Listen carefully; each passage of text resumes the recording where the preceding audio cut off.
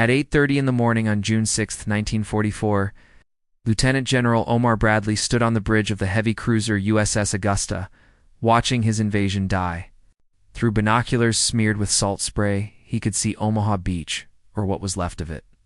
Bodies floated in the surf, landing craft burned on the waterline. Soldiers who had made it to the sand lay motionless behind steel. Obstacles pinned down by German machine gun fire that had not stopped since dawn. Bradley had told those men naval bombardment would obliterate the German defenses before they even touched French soil. He had assured them they would face only demoralized, second-rate troops. Now 2,000 of them were dead or dying. The general commanding American ground forces was considering the unthinkable evacuation. Pull the survivors off Omaha. Redirect. The follow-up waves to Utah Beach or to the British sector at Gold. Admit that the American assault had failed before it properly began. What Bradley did not know, could not know from his position 8 miles offshore, was that somewhere in that chaos, a 51-year-old general with a bad heart and a walking cane was about to change everything. The British had doubted the Americans from the beginning. The Americans disagreed because their strategic position, their experience of the war so far, and their national temperament pushed them toward a different conclusion. From Washington's perspective, time was the enemy. The United States had entered the war late, but with overwhelming resources.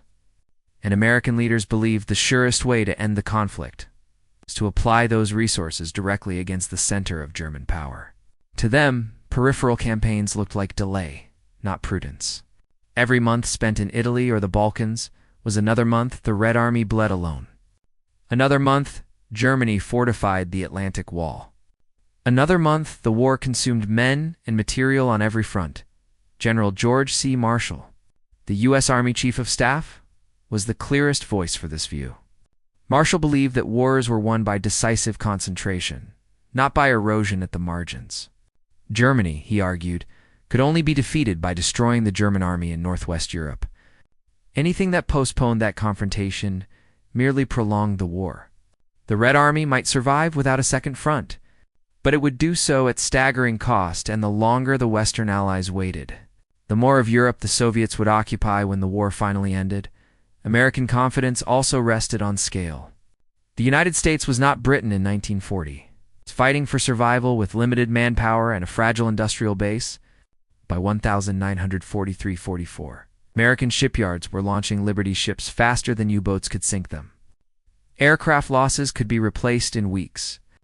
Divisions could be rebuilt and retrained at a pace no European power could match. Where the British saw an acceptable risk, Americans saw a problem that could be solved with mass logistics and momentum. There was also a generational difference in outlook. British senior officers carried the memory of catastrophe, the Somme, Passchendaele, Dunkirk, Singapore. They had learned at enormous cost that optimism killed armies. American commanders, by contrast, had not yet been scarred by defeat on that scale. Their army was green, but it was also adaptable, technically proficient, and backed by an economy that could absorb mistakes and keep moving. Where Brooke saw inexperience, Americans saw potential. This disagreement was not simply Anglo-American friction. It was a clash between two hard-earned philosophies of war. The British favored caution because caution had preserved them when recklessness would have destroyed them. The Americans favored action because action backed by overwhelming power was how they believed wars should be ended. In the end, American logic prevailed not because British concerns were wrong, but because circumstances no longer allowed delay. The Soviets were advancing relentlessly. Germany was weakening, but not collapsing. If the Western Allies wanted a decisive voice in post-war Europe, they had to be ashore in France. Operation Overlord went forward, despite the doubts, despite the risks, despite the memory of past disasters. And when American, British, and Canadian soldiers finally faced the Wehrmacht on the beaches and in the hedgerows, both sides of the argument were vindicated. The fighting was brutal, confused, and costly, just as Brooke feared. But the Allies adapted, learned, pushed inland, just as the Americans believed they would. History would remember Normandy not as a triumph of one philosophy over another, but but as the moment when caution and audacity, experience and abundance, were forced to work together. Montgomery genuinely respected Eisenhower, but the respect was conditional and professional rather than personal. He saw Eisenhower not as a battlefield commander in the British mold, but as a coalition manager, a man whose real talent lay in holding together an alliance that might otherwise tear itself apart. And in that, Montgomery was right. Eisenhower's greatest weapon was not a tank army or an air fleet, but patience, the ability to listen to Brooke's doubts, Marshall's demands, Churchill's anxieties, and still keep the enterprise moving forward. Montgomery believed deeply in preparation, in set-piece battle, in overwhelming force applied with meticulous planning. His insistence on expanding the invasion front from 3 beaches to 5, on delaying until adequate air superiority and landing craft were available, almost certainly saved the invasion from catastrophe. Yet his manner confident to the point of arrogance irritated American commanders, especially those who felt they were being lectured by a man who would not personally land on the first waves. The Americans, for their part, placed faith in adaptability. Their doctrine assumed that plans would break on contact with the enemy and that junior leaders would improvise under fire. This difference mattered enormously on June 6th, on Omaha Beach, where plans disintegrated almost immediately. It was not perfect preparation that saved the day, but small unit initiative, lieutenants, sergeants, and corporals making decisions in chaos, cutting wire, knocking out bunkers, moving inland without orders because waiting meant death, that day answered Brooke's question, though not in the way he might have wished. American troops did not perform flawlessly. They suffered horrific losses. Units became disorganized. Command and control often vanished in the surf and smoke, but they did not break. They kept moving forward under fire that would have shattered less resilient forces. By nightfall, against all expectations at Omaha, they were ashore, British and Canadian forces, operating under more controlled conditions, demonstrated the value of experience and method. Their landings were generally more orderly, their casualties lower, their objectives more clearly achieved. This, too, mattered. Normandy was not won by American audacity alone, or British caution alone, but by the uneasy fusion of both. In the weeks that followed, cultural divide narrowed under the pressure of shared bloodshed. American generals learned quickly, sometimes brutally, what Brooke had meant about the German army. British officers, watching American divisions absorb punishment and keep attacking, revised their private judgments. Respect replaced skepticism, not through speeches or conferences, but through performance. By August 1944, the question of whether Americans could fight the Wehrmacht was no longer asked. The breakout at St. Lay, the encirclement at Falaise, and the race across France demonstrated that mass, speed, and aggression properly applied could destroy even a veteran. German force. Brooke's diaries remain invaluable not because they were right in every judgment, but because they capture the fear beneath the alliance, the fear that optimism would repeat, the disasters of 1940, and the opposing fear that caution would condemn Europe to endless war.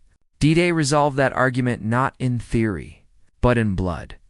History would later present the Anglo-American alliance as inevitable. It was not. It was forged under strain, suspicion, and disagreement.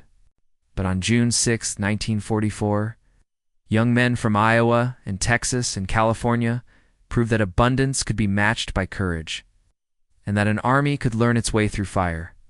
That answer, written on the beaches of Normandy, ended the debate. Those assumptions unraveled almost immediately. The air plan failed first. Heavy bombers, worried about hitting the landing craft, released their loads late. Most of the bombs fell inland, leaving the German strong points along the bluffs almost untouched. Naval gunfire, though accurate by peacetime standards, was brief and constrained by poor visibility and the need to conserve ammunition for deeper targets.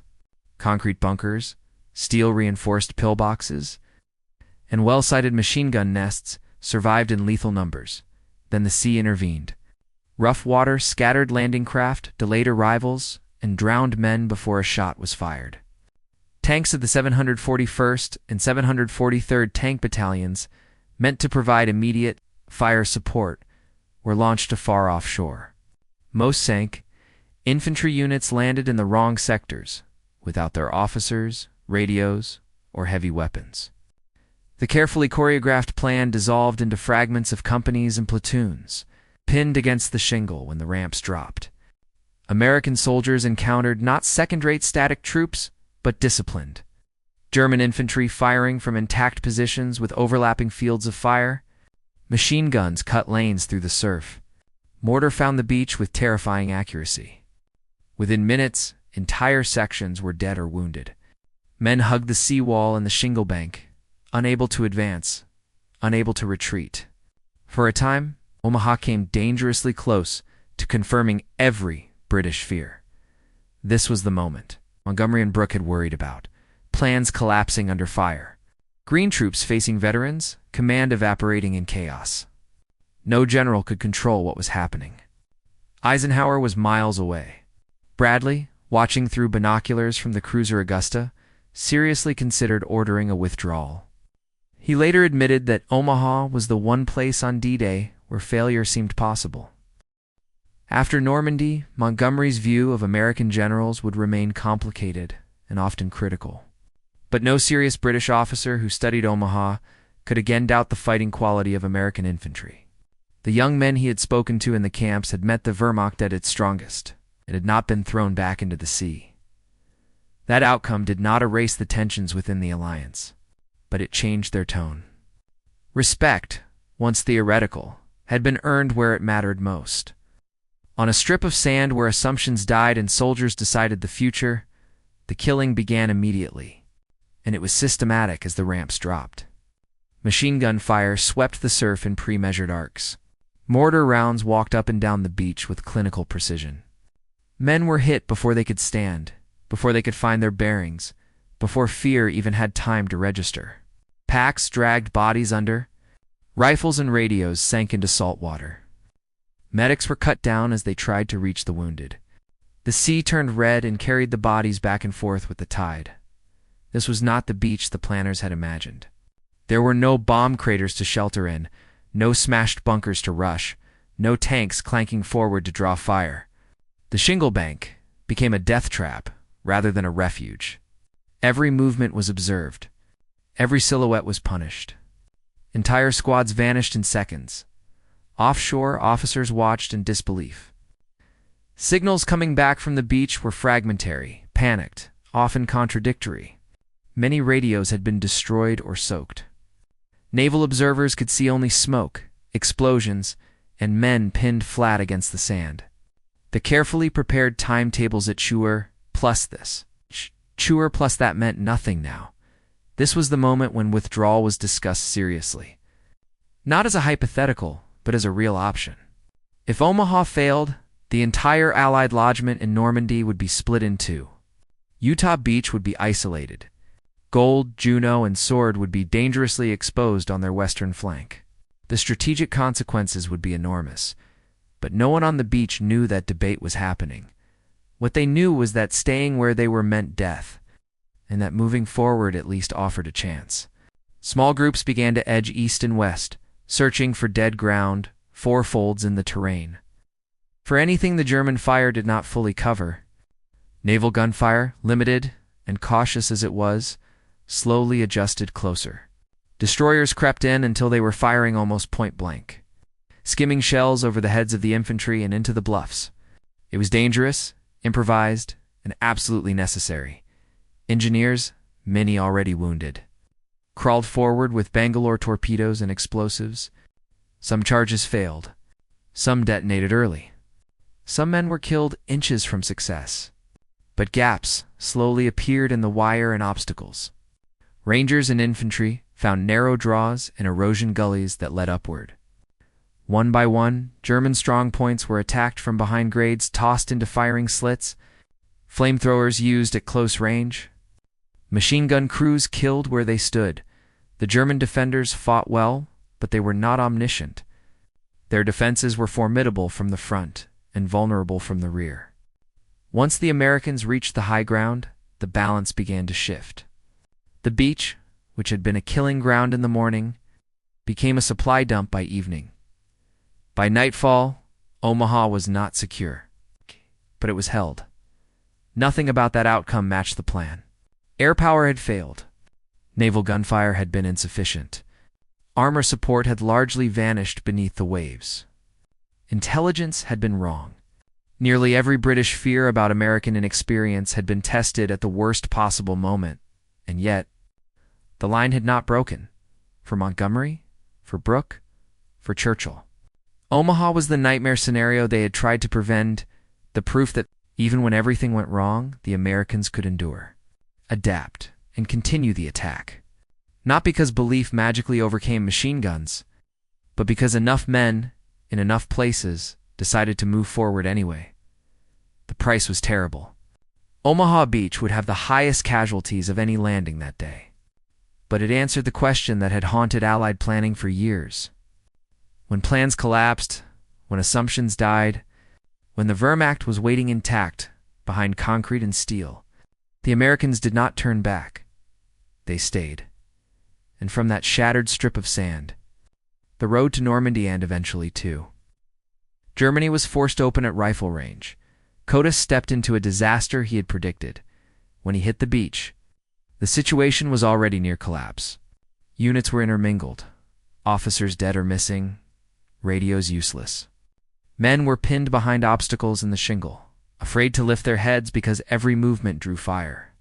The textbook assault waves advancing behind armor and engineers no longer existed.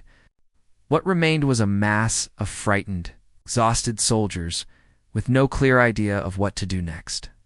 Cota did not try to restore the plan. He understood immediately that it was beyond recovery. Instead, he did what experienced combat leaders do when doctrine fails. He acted on instinct and authority. Walking upright through machine gun fire, he moved among the men, shouting at them to get moving. "Get off this goddamn beach," he yelled again and again. It was not a speech. It was an order stripped down to its essence.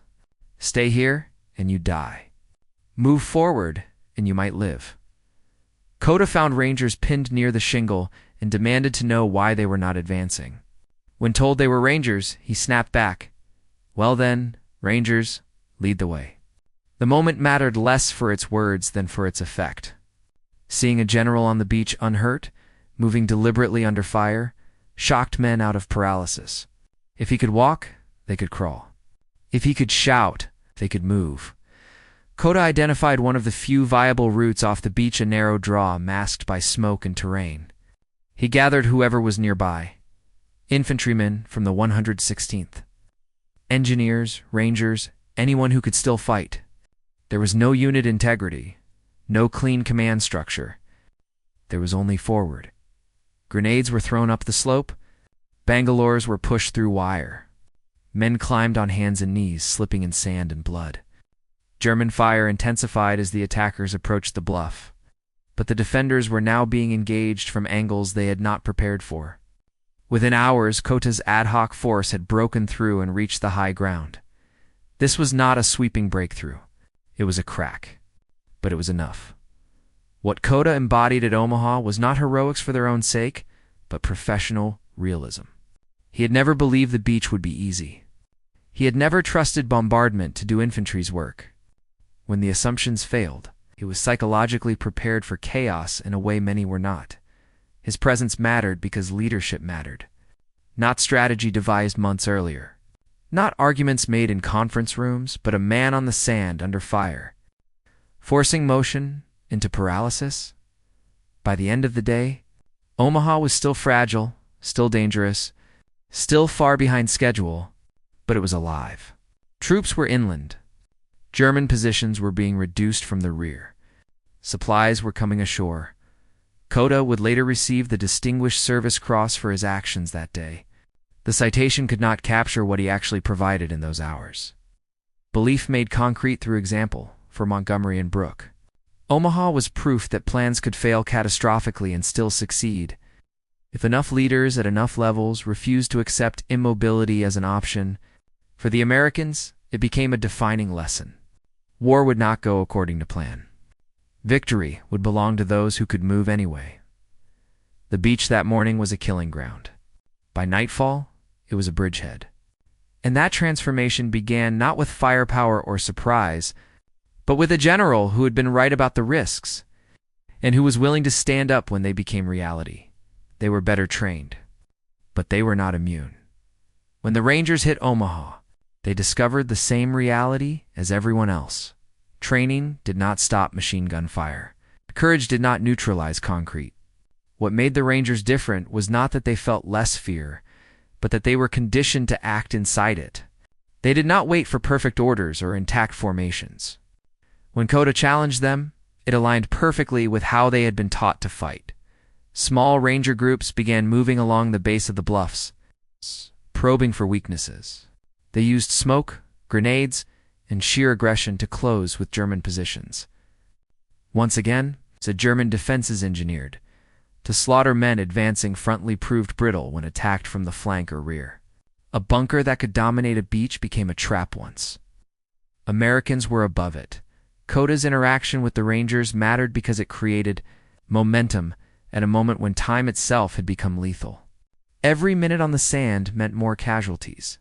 The general understood that morale was not about speeches or reassurance, it was about movement. Motion was survival. Throughout Omaha, similar scenes played out independently. Junior officers and non-commissioned officers made decisions without guidance, often without knowing whether neighboring units were alive or dead. A corporal might suddenly be in charge of 20 men from 5 different companies. Rank became less important than initiative. This was not how British doctrine envisioned battle unfolding, but it was how the American Army, by instinct and necessity, adapted. The Rangers' professionalism amplified this effect. They cleared draws, silenced machine gun nests, and marked exits off the beach. Their presence gave less experienced infantry something to anchor themselves to, someone moving forward, someone to follow. That mattered as much psychologically as tactically. By mid-afternoon, German commanders overlooking Omaha began to realize something was wrong. They had expected to repel the assault at the waterline. Instead, enemy fire was coming from unexpected directions. Communication between German strongpoints began to break down. Requests for reserves went unanswered. Higher headquarters believed the landings were being contained. They were not. Cota did not command the battle in any traditional sense. He could not see the whole field. He did not issue complex orders. What he provided was a catalytic presence authority combined with clarity in a moment of paralysis. He embodied the lesson he had tried to teach months earlier. When the plan fails, leadership must become personal and immediate. This was the answer to Montgomery's unspoken doubt. American soldiers did not require perfect conditions or flawless planning to fight effectively. They required leaders who understood chaos and were willing to act inside it. Omaha Beach was not won by doctrine, technology, or surprise. It was won by men who had been prepared mentally. Not just tactically for the possibility that everything would go wrong, Cota had warned them. On June 6th, he proved why that mattered. They responded with everything they had, and it changed the battle. Destroyers pushed in until they were firing at German positions almost point blank. Spotters on the beach found junior officers with handheld radios called in fire directly onto bunkers and gun pits. They could see with their own eyes. Shells slammed into concrete at ranges naval gunners were never meant to use. Some rounds overshot. Some fell short. The risk of hitting American troops was real, but the risk of doing nothing was greater. This was naval gunfire stripped of theory and reduced to purpose. Kill the guns that are killing our men. One by one, German strongpoints went silent. A machine gun nest that had pinned an entire company vanished in a cloud of smoke and debris. A casemate that had dominated a draw collapsed under repeated hits. The psychological effect was immediate. For the first time that day, Americans on the beach felt the enemy being suppressed rather than the other way around. That suppression mattered because it bought time and space for infantry to move. The destroyers did not win Omaha on their own. They made movement possible. Combined with the small unit breakthroughs already underway, naval fire tilted the balance just enough. German defenders began to feel The isolation that American soldiers had felt all morning. Communications were cut. Ammunition ran low. Their positions, designed to face seaward, were now being attacked from above and behind. Without reserves, without clear orders. They fought on until overwhelmed or withdrew inland. By evening, the outlines of a front line existed. Not the line drawn on maps months earlier, but a jagged, improvised one created by blood and initiative. Supply dumps were forming on the sand. Engineers were clearing exits. Wounded men were being evacuated instead of piling up. Omaha had not gone according to plan. It had gone according to character. Cota's leadership, Taylor's brutal clarity, the Rangers' aggression. The Navy's willingness to risk ships and crews, none of it was inevitable. Each decision was made by individuals choosing action over safety, responsibility over self-preservation. This was the moment when the British doubts finally met their answer in full. Not in a perfectly executed assault, but in an army that could absorb catastrophe and still function. That quality would define the American campaign in Northwest Europe from Normandy to the Rhine. The beachhead was narrow. The casualties were staggering. But the Atlantic Wall had been breached, and once it was breached, the outcome of the war in Western Europe was no longer in doubt. He was also Franklin Roosevelt's eldest son. But that mattered less on June 6th than the fact that he was a soldier who understood fear. When Roosevelt landed at Utah Beach shortly after 6:30 a.m., he immediately realized something was wrong, and then just as quickly realized that it was right. Strong currents and navigational errors had pushed the assault waves nearly a mile south of their intended landing zones. On paper, it was a serious mistake.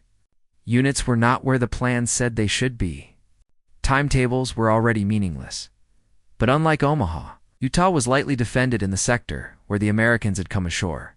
The feared German strongpoints were largely absent. The terrain inland was more favorable. Roosevelt grasped this within minutes. While junior officers waited for orders, Roosevelt took command of the situation in the most literal sense. He walked the beach under intermittent fire, cane in hand, talking calmly with men and officers, asking questions, making decisions. When an aide pointed out that they were on the wrong beach, Roosevelt famously replied, "We'll start the war from right here." That sentence captured everything the Americans had been learning in blood at Omaha. The plan was a guide, not a master. Reality was the battlefield. Roosevelt reorganized scattered units on the spot, redirecting them toward inland objectives that made sense given where they actually were, not where maps said they should be. He sent messages back to naval commanders and to Barton, explaining the situation and recommending that follow-in waves land at the new location. Because of his seniority, his judgment carried weight. Because he was on the beach, it carried credibility. Utah became a model of adaptive leadership. Casualties were least remarkably so by D-Day standards, but that should not obscure the role leadership played. Roosevelt's presence prevented confusion from becoming paralysis. Men moved forward because the general was moving with them. By the end of the day, Utah Beach was secure, and the airborne troops scattered inland were being linked up. The landing had succeeded not because everything went according to plan, but because the right man was present when the plan failed. The contrast between Omaha and Utah is often framed as one of luck or terrain, but it was also about leadership styles, meeting circumstances. At Omaha, leadership had to be coercive, urgent, almost violent in its insistence on movement. At Utah, leadership was calm, confident, and quietly authoritative. Both worked because both were authentic. Montgomery's doubts about American generals were rooted in experience, but D-Day forced a reevaluation. Cota at Omaha and Roosevelt at Utah represented two very different personalities, very different beaches, and to very different tactical problems. What united them was an understanding that command was not about issuing orders from safety, but about presence being where decisions mattered most. Roosevelt would not survive the war. He died of a heart attack in July 1944, barely a month after D-Day. He was buried at Utah Beach, the only general officer to be buried where he landed. His Medal of Honor citation spoke of gallantry and leadership, but it understated the deeper truth, like Cota. Roosevelt demonstrated something no amount of training or planning could guarantee: that soldiers fight better when they know their leaders are willing to die beside them. Taken together, Omaha's bloodshed and Utah's improvisation, June 6th, answered the last unspoken question haunting the alliance. American soldiers could fight, American leaders could adapt. And when everything went wrong, they could still move forward. The Atlantic Wall had not been broken by perfect plans or overwhelming firepower alone. It had been broken by men who refused to remain on the beach, whether that beach was a killing ground, or simply the wrong place to start the war. Montgomery watched June 6th with a professional's eye and a skeptic's memory. Gold and sword beaches assigned to British forces were his immediate responsibility, and there the landings unfolded closer to expectation. They were not easy. German resistance was real, casualties were taken, and objectives were delayed. But the assaults did not teeter on the edge of collapse as Omaha had. Units advanced methodically. Timetables slipped, but did not shatter. Command and control, though strained, remained intact. To Montgomery, this mattered. It appeared to confirm what he had always believed, that deliberate preparation, overwhelming firepower, and disciplined execution reduced risk. British troops, veterans of years of war, did what they had been trained to do. The system worked, and yet Montgomery was not blind to what was happening to his west. Reports from Omaha filtered in slowly and incompletely. But the essentials were clear by midday. The American landing had gone disastrously wrong. Casualties were extreme. Progress inland was minimal. For several hours, the very existence of the beachhead was in doubt. This was the nightmare scenario Brooke had warned about, the very thing Churchill had feared. If Omaha failed, the entire left flank of the invasion would be compromised. Montgomery understood that better than anyone. He also understood that no amount of British success on Gold or Sword could compensate for an American collapse on Omaha. What happened next forced a recalibration. Omaha did not fail. It staggered, bled, and nearly broke, but it held. By evening, Americans were inland. German strongpoints were being reduced. The beach was functioning. Not efficiently, not according to plan, but effectively enough. This did not fit Montgomery's mental model. The Americans had succeeded without the conditions he considered essential. It succeeded despite failed bombardment, flawed intelligence, and catastrophic losses. They had succeeded not through orchestration, but through improvisation, through dozens of small decisions made by men far below the level of high command. Montgomery would never fully admit this publicly. He remained convinced that his approach to warfare was superior, that caution saved lives, that method mattered. In many respects, he was right.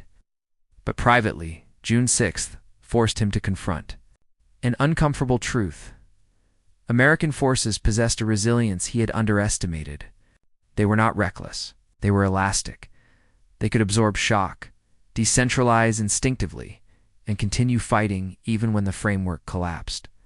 This was not how the British Army had learned to survive the disasters of 1940. It was a different way of fighting, riskier, messier, but potent. The irony was sharp. Montgomery had expanded the invasion to reduce risk, and that decision was unquestionably correct. But the success of Overlord ultimately depended on the one beach where risk exploded beyond all prediction, and where success was salvaged anyway. By the end of D-Day, Montgomery could say that the invasion had succeeded. The Allies were ashore on all 5 beaches. The Atlantic Wall had been pierced. Foothold in France had been secured. But the meaning of that success was more complicated than the map suggested. British experience had made Overlord possible. American adaptability had made it survivable. Neither alone would have been enough. In the days and weeks that followed, old tensions would resurface over tactics, over pace, over credit.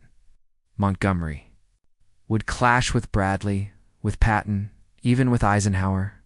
Brooke would continue to write privately of American rashness. Americans would continue to bristle at British condescension. Yet beneath the friction, something fundamental had changed. On June 6, 1944, the Americans had answered the last question that mattered. Not in theory, not in conferences, not in staff papers, but on beaches where plans failed. And men had to decide whether to move or die. Montgomery saw that he did not say it often. But after Normandy, no serious British commander doubted that. The young army from across the Atlantic could fight and could win a continental war.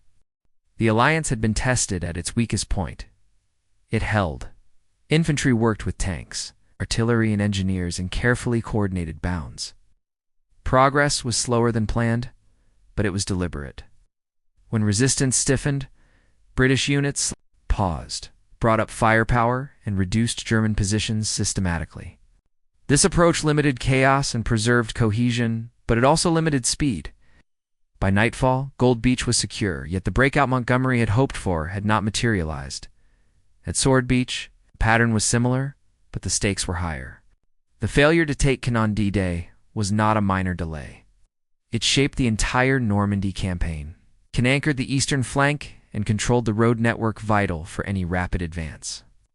Montgomery had intended to seize it quickly and then pivot west, drawing German armor onto British and Canadian forces while the Americans broke out elsewhere. Instead, the Germans held Cannes and reinforced it. Locking the British into a grinding battle of attrition that would last weeks, the Canadian assault at Juno sat between these two experiences. The Canadians faced some of the strongest coastal defenses of the day, particularly in the town of Courcelles-sur-Mer. Casualties were heavy in the opening hours, comparable in percentage to Omaha, but the Canadians adapted quickly. Junior leaders pushed inland aggressively once exits were opened, and by late afternoon Canadian units had advanced farther inland than any other Allied force on D-Day. Like the British, they fought methodically. Like the Americans, they showed a willingness to push forward once momentum appeared. Montgomery watched all of this with a mixture of relief and recalculation. The invasion had not unfolded as designed. His eastern thrust had stalled, short of Cannes. The Americans had nearly been thrown back into the sea at Omaha. Yet the essential fact remained. The Allies were ashore everywhere. No beach had failed. The German Atlantic Wall, intended to prevent precisely this outcome, had been breached along its length. The contrast between British and American performance now became clear not as a question of competence, but of style. British units fought as formations. Their strength lay in control, firepower, and integration. When things went wrong, they slowed down and reimposed order. American units, particularly at Omaha, fought as clusters of individuals and small groups. When things went wrong, they fractured in, then reformed around whoever was willing to lead. Neither approach was inherently superior. Each carried costs. British caution reduced chaos but risked forfeiting opportunities. American aggression seized ground, but at terrible human cost. D-Day forced both armies to confront the limits of their assumptions. British experience did not guarantee rapid success. American optimism did not guarantee safety. What mattered was adaptability at every level. By the end of June 6th, Montgomery could finally exhale. The flanks were intact. The lodgment, though shallow, was continuous. The feared German counterstroke had not shattered the invasion. The war in Normandy was just beginning, and it would be far harder than anyone hoped. But the central question that had divided Allied planning for years had been answered in practice. The Americans had not been naive. The British had not been timid. Together and easily, imperfectly, and at enormous cost, they had forced open the door to Western Europe. What followed would be measured in hedgerows, ruined villages, and months of brutal fighting. But it began on June 6th, not as a triumph of one doctrine over another, but as proof that victory required both method and momentum. Montgomery understood that by nightfall, he would never say it quite that way. The contrast between the two divisions underscored the differing paths to combat effectiveness. The Big Red One, seasoned by North Africa and Sicily, relied on experience, doctrine, and established tactics. Their confidence came from having seen the enemy, from understanding how German fire behaved, from knowing how to respond when plans were disrupted. When the beach defenses opened up, they moved with purpose, coordinated their fire, and adapted within the framework of their training. Chaos could rattle them, but rarely paralyze them. The 29th Infantry Division at Omaha faced a far harsher trial. These citizen soldiers were disciplined and well-trained, but combat was a new reality. The surf, the obstacles, the bullets, and the screams of the wounded struck them all at once. Units dissolved. Officers died. Radios were useless. The plan evaporated within minutes. And yet, something remarkable emerged. Individual initiative, small group leadership, and sheer determination filled the vacuum left by shattered doctrine. Lieutenants, sergeants, and even privates made immediate tactical decisions, choosing routes, attacking positions, rescuing wounded, and rallying their comrades. To British observers like Field Marshal Brooke and Montgomery, it was shocking. The Americans did not fight as formations, as units executing a plan. They fought in fragments, improvising under fire, and yet these fragments coalesced into a fighting force capable of seizing the beachhead. Where doctrine died, adaptability thrived. Where fear could have paralyzed, leadership, both formal and emergent, kept the advance moving. By midday, small groups were climbing bluffs, breaching wire, and attacking bunkers from unexpected angles. Officers like Brigadier General Norman Cota embodied the principle: leadership by presence, by example, by personal courage. He did not issue complex orders. He demonstrated action, and the men followed. Men like him transformed panic into movement, fear into momentum. The 29th's nickname, the Blue and Gray, was emblematic in more ways than one. Just as it represented reconciliation of old regional divisions, it symbolized the fusion of training, improvisation, and courage that made the division effective. These citizen soldiers, initially considered inexperienced and fragile, proved that resolve and adaptability could compensate for a lack of battlefield seasoning. Meanwhile, the Big Red One demonstrated that experience could mitigate chaos. But it also highlighted that doctrine alone could not account for the unforeseen.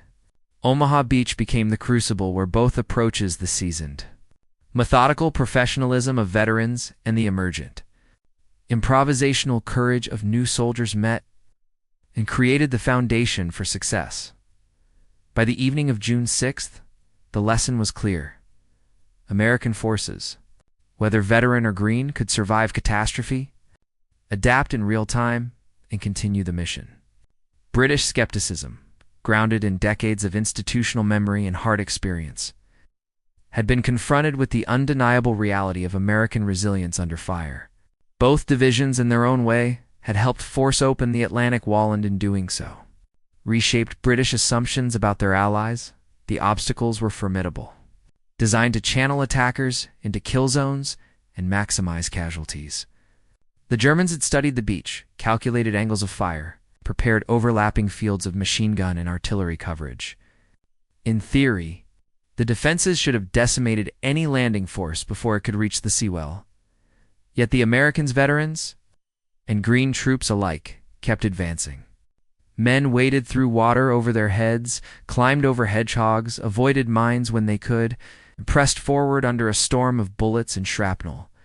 Small groups improvised routes through obstacles, used suppressive fire, grenades, and explosives to create gaps, and moved relentlessly toward the bluffs.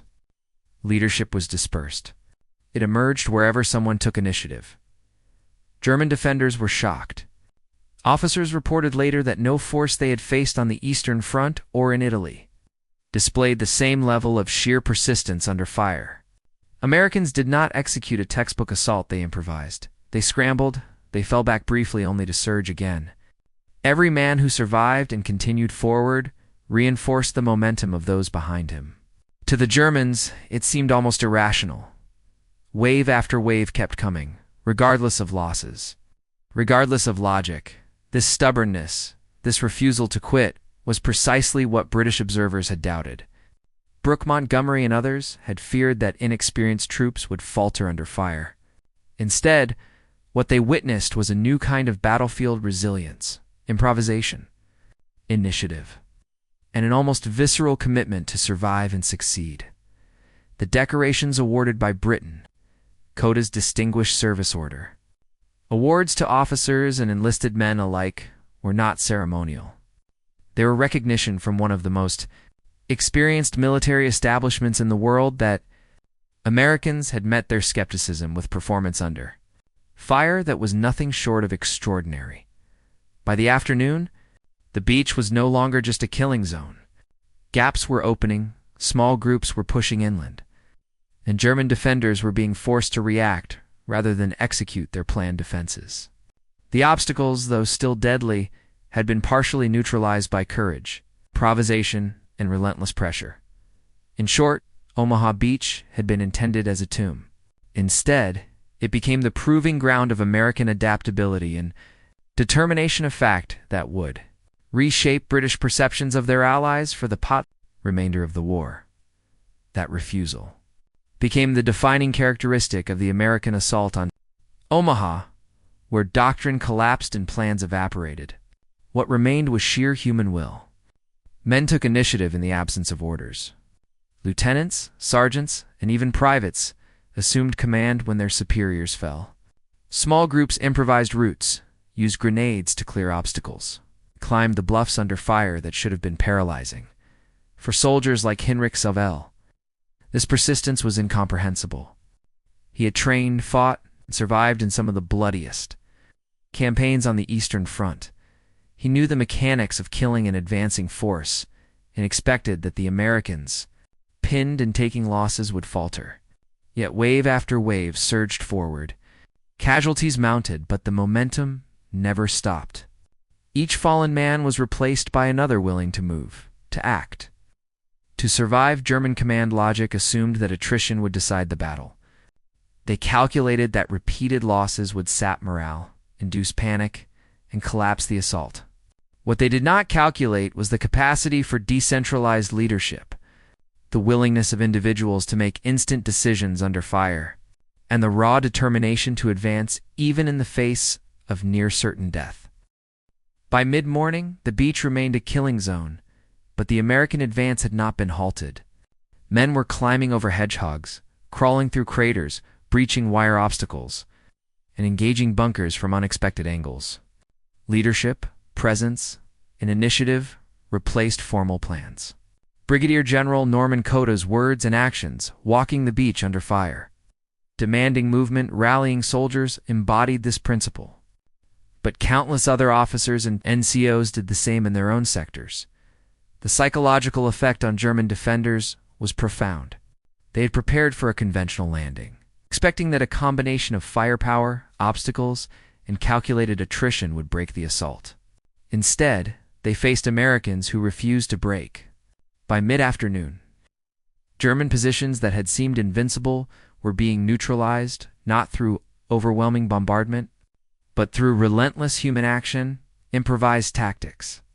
In leadership, emerging from the chaos, Omaha Beach became a testament not to perfect planning, nor to superior firepower, but to the unyielding will of soldiers and the capacity of individuals to act decisively when the plan fails. It was a battle in which courage, initiative, and persistence carried the day. Rewriting assumptions held by allies and enemies alike, Brooke's respect was hard-earned. He noted that, despite heavy losses and initial chaos, American units adapted rapidly. When leaders fell, others stepped up. When plans collapsed, soldiers improvised. When the beach became a killing ground, small groups found ways forward, seizing terrain and neutralizing defenses that had seemed invincible. The combination of individual initiative, courage, and adaptability impressed even the most skeptical British observers. This adaptation was not abstract. It manifested in concrete ways. Units reorganized under fire. Routes off the beach were identified and exploited. Machine gun nests were flanked, obstacles cleared, and momentum, fragile but real, was maintained. By evening, Omaha was no longer a trap. It was a tenuous but functioning beachhead. Casualties were staggering, but the Americans had done what was required. They survived. They moved inland, and they held. For the British, this was a revelation. Years of experience had taught caution, control, and methodical execution. Americans demonstrated that success could emerge from chaos, that aggressive improvisation could achieve what doctrine alone might not. Brooke's diary entries reflect a complex mixture of lingering criticism and deep admiration. He recognized that American methods were different, not inferior, just unconventionally that their success challenged British preconceptions about how battles should be fought. On a broader strategic level, the implications of Omaha D-Day as a whole were profound. German commanders realized that even well-prepared, experienced troops could not stop determined assaults once the Allies were ashore. Field Marshal RML's warning that the invasion of Normandy would be decisive proved correct. Once a foothold existed, the flow of men, materiel, and initiative from the United States and Britain would make German defeat inevitable. By the end of June 6th, the Allies had secured the Atlantic Wall, and the war in Western Europe had entered a new phase. The psychological, tactical, and strategic lessons were clear. American soldiers could endure, adapt, and overcome. American leaders could make critical decisions under fire. And the Allied coalition, for all its tensions and disagreements, had achieved the impossible.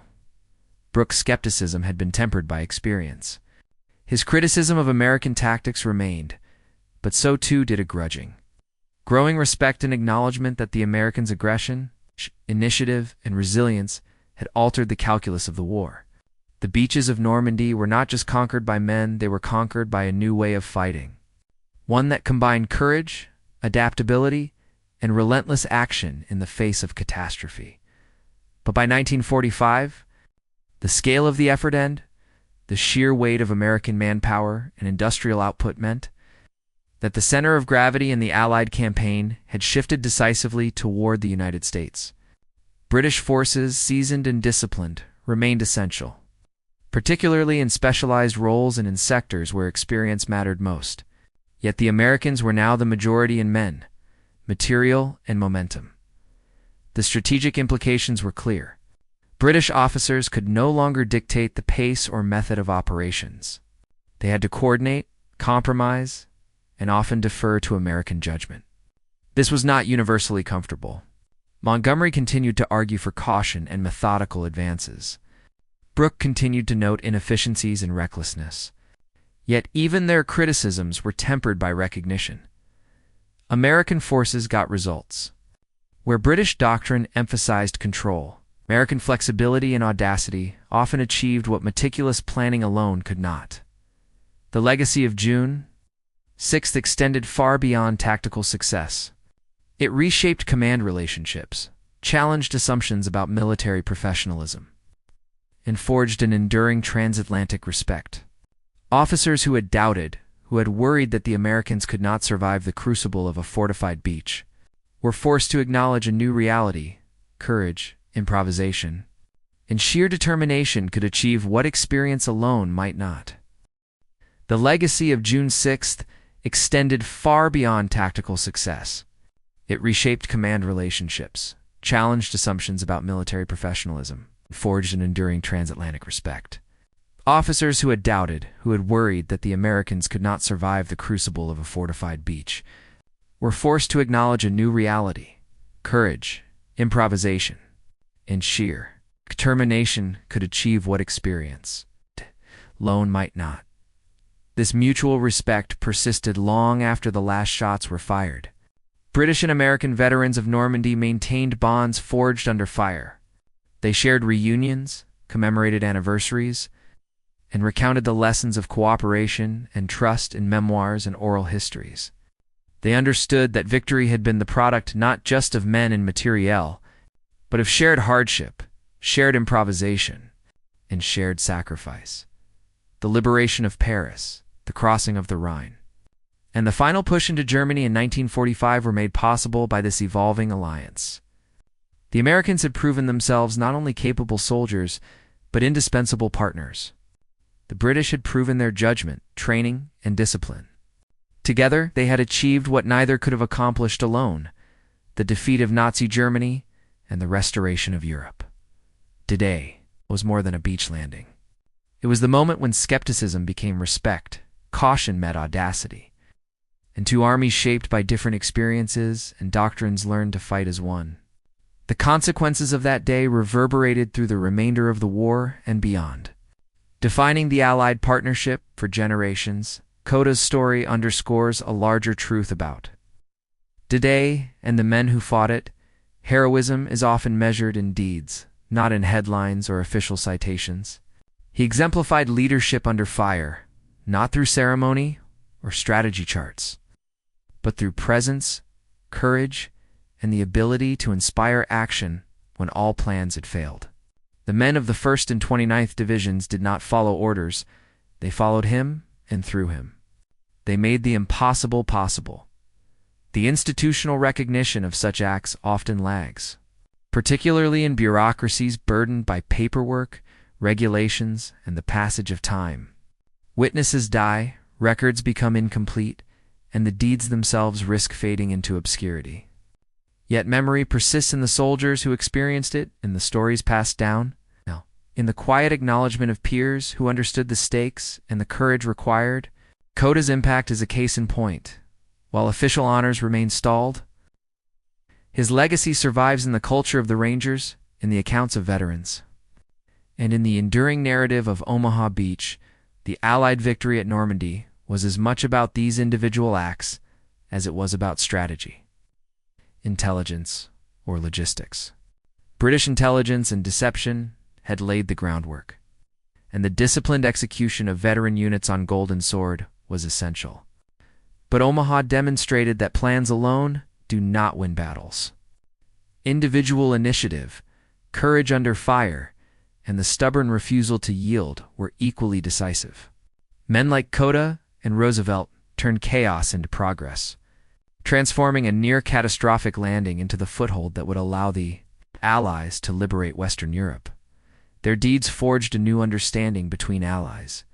British skepticism gave way to respect, not just for American resources, but for American soldiers' resilience and ingenuity under fire. The alliance that won the war was validated not in meetings or memos, but on the beaches where ordinary men confronted extraordinary circumstances and refused to be defeated.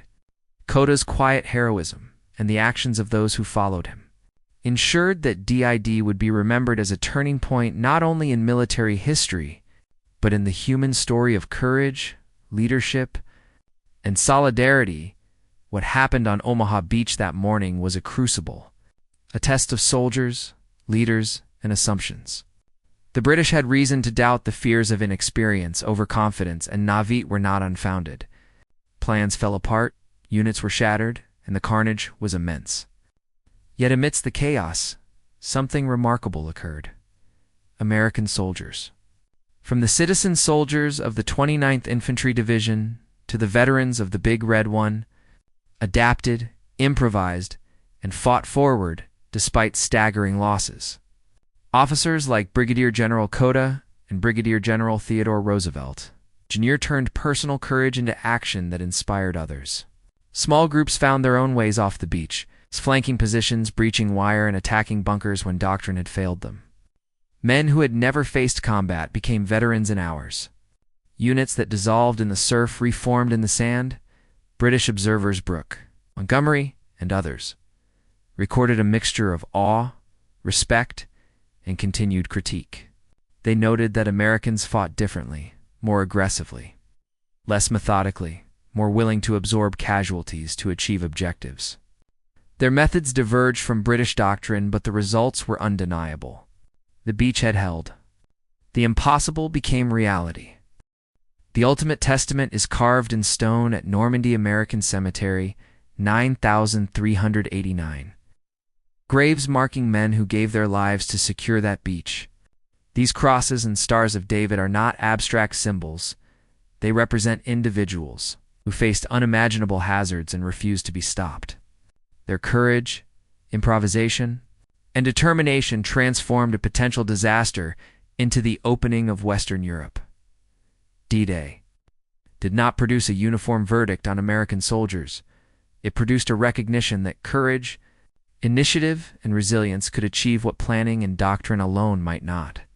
The invasion forged respect between allies, reshaped military assumptions, and demonstrated that success in war often depends as much on the character of men as on the wisdom of generals. Omaha Beach remains both a memorial to sacrifice and a proof of human will under fire. June 6, 1944 was more than a date. It was a proving ground. On Omaha Beach, skepticism met courage, planning met improvisation, and doubt met determination. British generals like Montgomery and Brooke had questioned whether Americans could perform under fire. They had worried about inexperience, overconfidence, and the ability to endure losses. By the end of that day, those doubts were tempered by respect. Figures like Brigadier General Norman Cota and Brigadier General Theodore Roosevelt Jr. embodied leadership under fire. Cota walked upright across a beach where thousands fell, rallying men to move forward despite chaos. Roosevelt, at 56 and with a cane, personally reconnoitered German positions and guided soldiers to adapt to unexpected landings. Their actions and those of countless unnamed soldiers turned catastrophe into a tenuous but real beachhead. The Americans' performance at Omaha reshaped British perceptions. Montgomery personally decorated Cota with the Distinguished Service Order. Churchill praised American courage in Parliament. Brooke recorded admiration alongside his critiques. American tenacity and initiative forced allies to recognize that results mattered as much as method. For the Americans, Omaha was transformative as well. Officers like Omar Bradley witnessed extraordinary valor, learned lessons in leadership, and carried those experiences into commanding massive forces later in the war. The actions on D-Day became part of the foundation for future operations. Shaping the Allied approach in France and beyond, the strategic and human consequences of that day endured. The alliance between Britain and America, forged in hardship and tested under fire, persisted long after 1944 NATO Western security, and decades of transatlantic cooperation trace their roots to the mutual respect earned on the beaches of Normandy, Omaha. Beach reminds us that history is made not just by plans, but by people ordinary and extraordinary who step forward when it matters most. Every soldier, every officer, every act of courage contributed to a victory that changed the world. Their names, their stories, and their sacrifices deserve to be remembered, told, and honored. The legacy of June 6th is not only in medals or citations, but in the enduring example of courage, leadership, and alliance under fire. It is a story of humanity at its most tested and, in many cases, at its best.